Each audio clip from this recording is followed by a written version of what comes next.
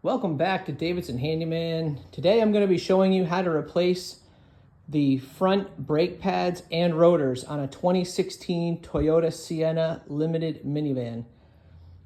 This process should relatively be the same for any minivans from 2011 to 2023 or somewhere around there, but this particular minivan is a 2016. And there's a couple of things that we want to go through before we even get started. One, you want to make sure that you have your wheel lock. If you have a lock on your lug nuts, you want to make sure you have that socket available to unlock your wheel and get the wheel off. You also want to make sure you have your car jack and that's functioning. I'm going to be using a speed jack today, but I will make another video on the different kinds of jacks. You'll find, the scissor jack, bottle jack. This is a hydraulic speed jack, which I love. Definitely worth purchasing if you want to make your life a lot easier. But before we get started, you want to make sure you have those materials. You also want to make sure you have these. So we're going to start with the rotor. So these are the front rotors for this minivan. These are the 44607 DLs. These are Duralast. And when you buy the rotors, you get the brake pads for $10 at AutoZone. So that's the kind of deal they are running. I don't know if that's normal or not, but these are Duralast Golds. These are a lifetime warranty. So if these wear out and you replace them, you could take these ones back to AutoZone and they'll give you your refund. So that's cool. But these are DG1324s. These are going to be the front pads we put on. You're also going to want a C-clamp. If you have a special tool to compress the brake caliper pistons, then great. I just use a C-clamp. You're going to need some brake grease. AutoZone or the auto store you purchase this stuff from will try and throw that in, but they overcharge for it. So you could buy this for a couple bucks, or you can buy a tiny little one-use pack for like $3 something. It's insane. So I get my own, but brake grease. There's some tools that are necessary and some tools that are just nice to have handy just in case. Crescent wrench is one of them. You might not need it, but it's good to have handy. A work light is good because you're going to need to see underneath and behind everything. An impact driver just kind of makes your life easier rather than using your tire iron to take off the lug nuts. I have an impact driver. The lug nuts on this vehicle are 21 millimeter. So it's good to have a 21 millimeter impact driver socket, and this is a 1/2 inch drive. Some anti-seize.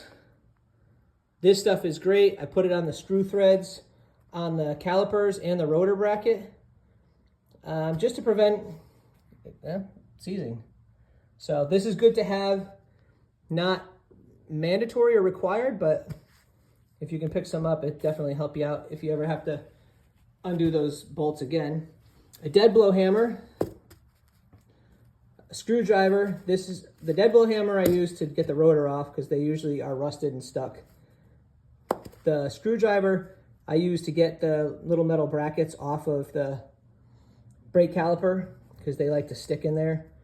A 17 millimeter socket, a 14 millimeter socket. The 14 millimeter is for your brake calipers. The 17 millimeter is for your rotor bracket. And then I also have a breaker bar with a 17 millimeter impact socket because sometimes those rotor brackets need a little persuasion. And a torque wrench with a 21 millimeter impact driver. This is when you put your tire back on, you're going to want to torque this to 76 foot-pounds or 103 newtons. That's the torque setting requirement spec for a 2016 Toyota Sienna lug nut. I think that also applies from like 2011 to 2023 as well, but double check your manufacturer specs, get a torque wrench, make sure your lug nuts are torqued properly. I've had vehicles where people put them on by hand and the wheels fell off because they thought they were tight and they weren't. So it's important to make sure your tires stay on the vehicle. So these are the items you're gonna need. Hopefully you won't have to use, some of them, but those are the just in case tools. Now that you have your tools, you're gonna wanna prep. So I always keep a blanket handy, keep my tools on it. That way, at least I confine myself to a working area and a space. So if I'm missing a screw or a bolt or something, it's on the blanket somewhere and I don't have to go and roll around the garage. You're also going to want to pop your hood and find your brake fluid container. This is cool. I haven't seen this in many vehicles, but this has a little, you can see the brake fluid tank down here, but this has a nice little cover that pops right off. I actually loosened it from underneath. There's some clips right there. You can see I just pushed that and pushed the other one and it pops right up. So you can take that off, and then this is the cap to it. This doesn't screw on. This just literally just pulls off. It's like a rubber seal type cap. So I keep those right here next to where they belong so they don't travel too far.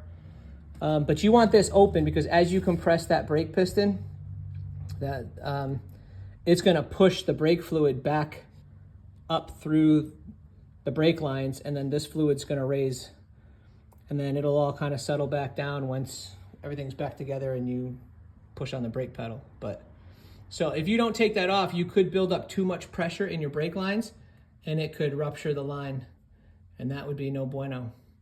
So make sure you do that. And once you have all the tools and you have your brake fluid reservoir cap off, your car jack, and your parts, you're ready to go. So let's get to it. First thing you're gonna wanna do is jack up the car, but not all the way. So to know where to jack up your car, there'll be a separate video on this, but this particular car has a little arrow right there that shows you where to jack up the car. And let me see if I can get under here. Ugh. There we go. See this metal bar right here? This is your jack point. And when you set the jack under here, you want to make sure it's not hitting your frame, because if you jack up your car and put the weight on this, it's going to crack. So make sure you are entirely on this metal when you jack up the car. So coming up.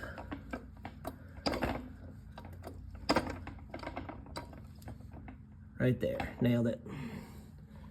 See, so you want to get behind that. And then you just want to get the jack set so it's not going to wiggle anywhere.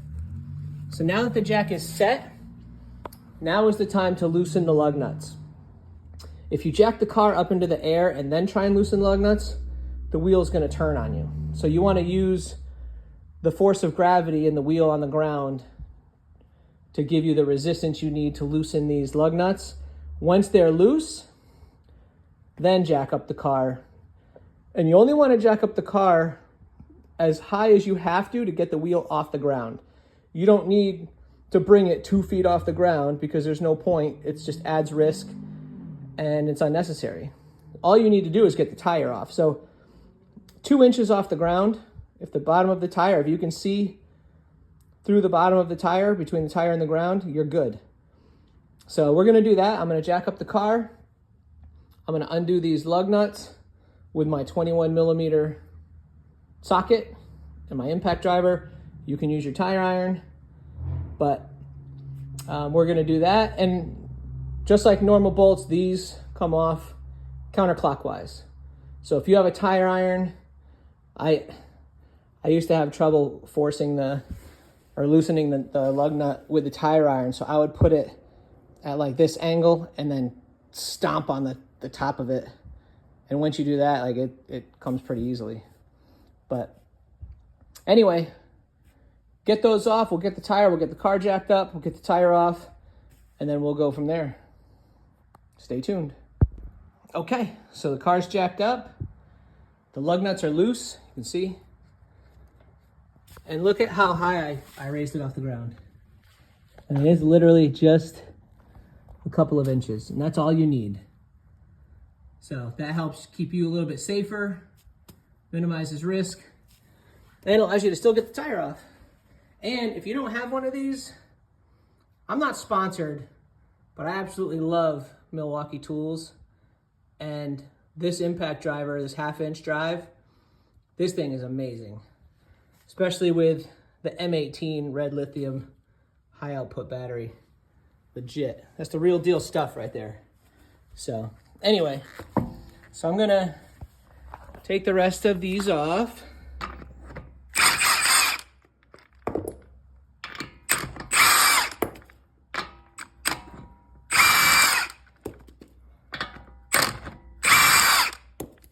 I'm doing this one-handed, by the way. That's how awesome this tool is.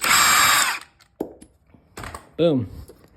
All right, lug nuts are off and out of the way. I'm using my foot to hold the tire so that it doesn't lock the lug nuts onto the bolts and the thread. And then if your tire is stuck, just give it a kick on the side, just right here, and that'll break the tire free. But this one's already loose, so I'm just gonna Superman that bad boy out of there. And then we're just gonna set it to the side. And what I do, so I don't lose them, is I put the lug nuts right in the middle, and there, that's good. So staying organized while you're working helps things go a lot more efficiently. And there's a ton of material to cover, a lot of things I've learned and best practices. So I'm gonna cover all that stuff. So if you don't like, all of the narrative, then feel free to skip ahead to the parts you're interested in. But there are a lot of little tricks to this that we'll go through. That's one of them. So here is the rotor. Here are your brake pads.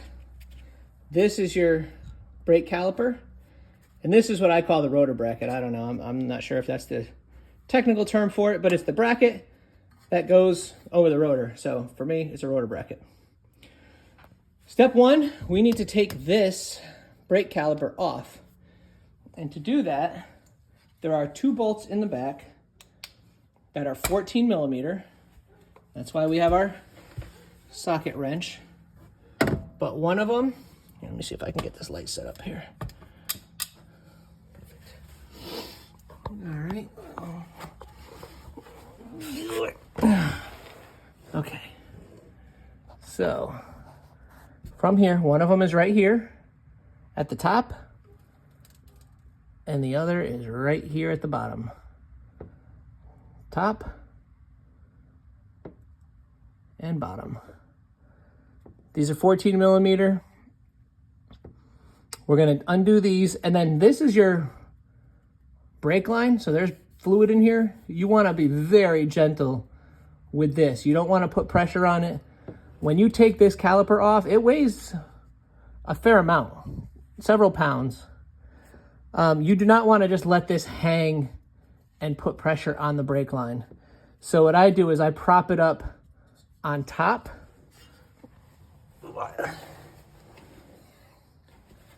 I'll take this off, and it comes off this way, and then I'll move it up here and I'll set it on top of this just to take pressure off this line. But you want to make sure you don't kink it, don't put pressure on it, don't bend it. If this thing breaks, your problem's just got a lot worse. So be very, very careful with this.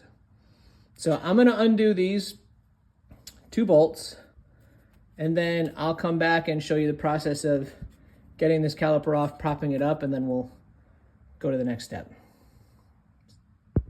Okay, so I've removed the 2 bolts. Oh, they're loose. So for the socket wrench, to loosen it, you're gonna go clockwise on this side to loosen it. Sometimes it's hard to tell because they're so stuck which way is actually loosening it and which is tightening it.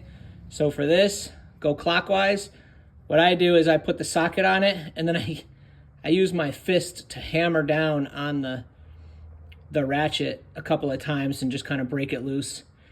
A breaker bar is a little overkill for this. Like usually a couple of little karate chops on the ratchet will break these free. So that's one thing. Then you're going to take these screws out. Here's the top one. Here's the bottom one. Put them on the play mat so we know they didn't get lost. Okay, and then this part right here, you're going to grab it and you're going to kind of hit it around, wiggle it free. A lot of things like to stick together. See, so you'll see this part and this part down here start to separate. Oh, I'm sorry, I have to do this with one hand. There we go. Just wiggle it. There we go. Okay. Sorry for the shoddy video. It's like Blair Witch Project. All right, so this is what your brake caliper looks like. These are your pistons, those two silver circles right there. That's what we're going to use the C-clamp to compress down. Otherwise, you'll never be able to fit this back on over your new pads, because these are basically one-way pistons. As you push the brake, these hydraulically get pushed out on the side of the brake pad. And as the brake pads wear, they just stay there and they'll only, compress further. They don't go back in. So you have to compress those to kind of reset that. And then you want to make sure, again, no pressure, no tension, no kinking, nothing on that brake line. So we're going to set that aside. And then we have to remove the brake pads. And you can see these are, look at that, there's nothing. There's supposed to be a big, thick pad on here, but these are toast. So there's two little springs that just come out, and you can pop them out like that. See, little wishbones, just in time for Thanksgiving. So those you can take out and toss, because the new brake pads have new ones. And then your brake pads just slide out. Look at that. What brake pad? Holy smokes. How did this car even stop? Don't show my wife this. So, yeah, that's one side. And then on the back, you'll see the other one just kind of comes out as well. And again, goodness gracious. Look at that. So, just to put it into perspective, this is what a brake pad should look like. This is a new one.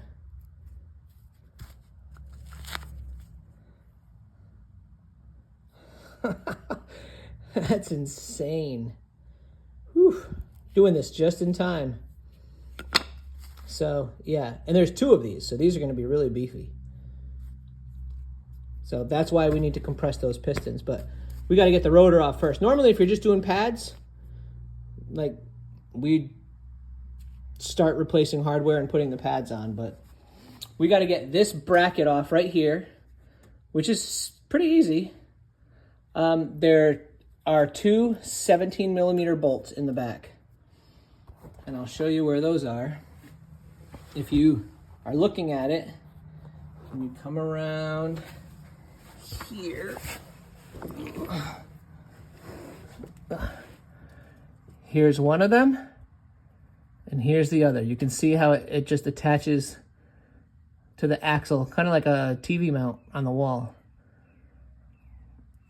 So we're going to remove this and this. These are what I needed the breaker bar for.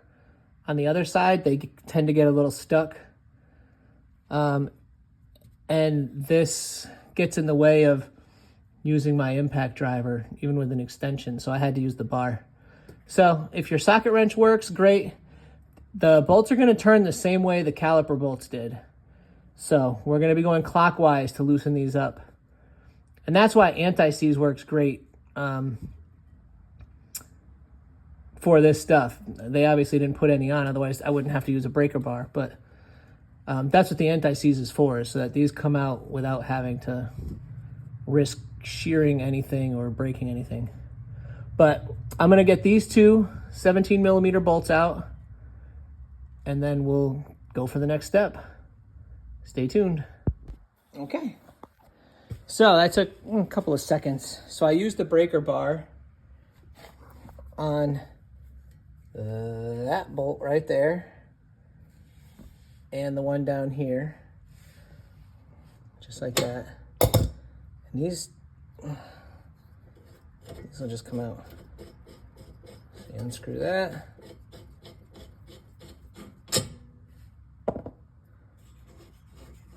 Unscrew this one.